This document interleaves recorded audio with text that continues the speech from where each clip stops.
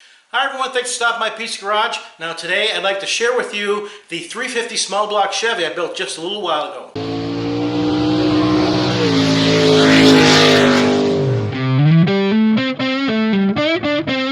Now first things first, I get a lot of text messages, emails, and comments on my videos, especially my engine build videos, asking me what tools I use. So in order to help you find the tools that I use, you can go to my homepage on this channel, look in the upper right hand corner, you'll see a little Amazon symbol. If you hover over it, it says Pete's Tool Garage. If you click on that, it'll take you right to my store, and whether you're looking to buy tools for engine building or precision measuring or whatever it has to do with a car, you can buy it there. Okay, so full disclosure on that, I don't make much money on that. As a matter of fact, if you spend $1,000, I might get 50 cents. I'm not doing it for the money. I'm doing it because people ask me all the time what tools I use or what tools should they choose when they're doing a job. I'm doing it just to help you pick the right tools and make sure that you're doing the job right with the right tools. So the 350 Chevy small block I built not too long ago. If you haven't followed along with that series, here's a link to the playlist. You can go and watch all those videos again. And in that video, I started with a bare block, built the entire engine, painted it, then I dyno tested it and crated it up, put it on an airplane and shipped it over to Korea, where it was received and was put in this 1976 Corvette that was just waiting for it. So this is going to answer a question or comment I get all the time. When I build an engine, why don't I show it in the car that it was built for? Now, I didn't fly over to South Korea to install this engine. I simply sent it there, and the owner, my good friend Scott, he's the guy in this picture on the left, he installed it himself and he did a fantastic job. Now this engine had a really cool feature on it. I installed the Holley Sniper EFI system, which works awesome. I built it and shipped it with the standard ignition system and coil with it, but the owner Scott wanted to upgrade a little bit, so he installed a Holley Hyperspark ignition system. Now instead of me telling you how awesome the Sniper system is with the Hyperspark ignition, I'm going to let Scott do it in his own words. Good morning, Peter. I'm going to do a cold start video on the engine that you built for me. So there's my 76 Corvette. It is December 4th, 33 degrees outside, and we're gonna see what happens.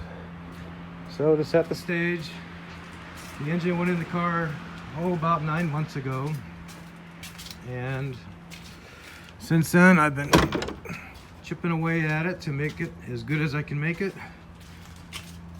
This is my daily driver, my daily fair weather driver. There's my daily foul weather driver. And because it's my daily driver, you're going to see some dust and some stains and whatnot, but let's get it running. It has a Holley Sniper EFI system in it, and I also installed the Holley Hyperspark ignition system. And that ignition system really opened up that engine. I like them both. So anyway, here we go.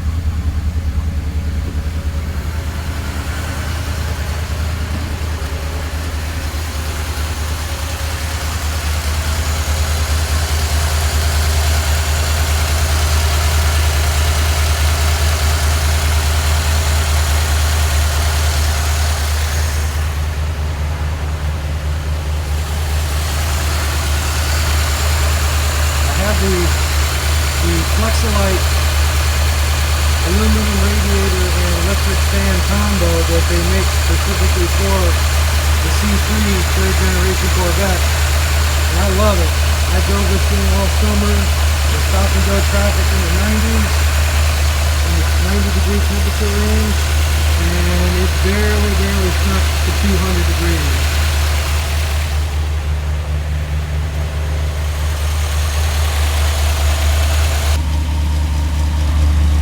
So it's a factory exhaust system with factory manifolds that you installed.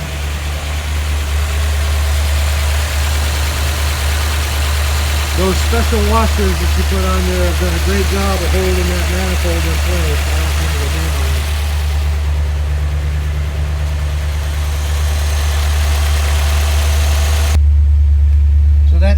warning on the coolant temperature sensor will go out at 80 degrees.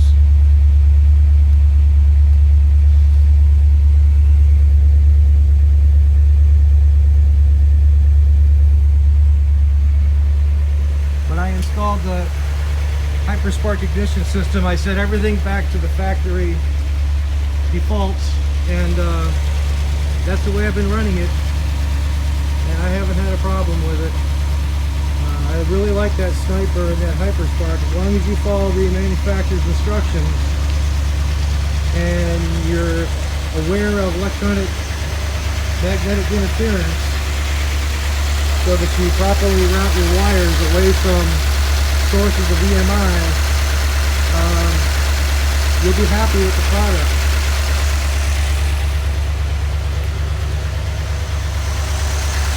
And I'm averaging 8 miles to the gallon.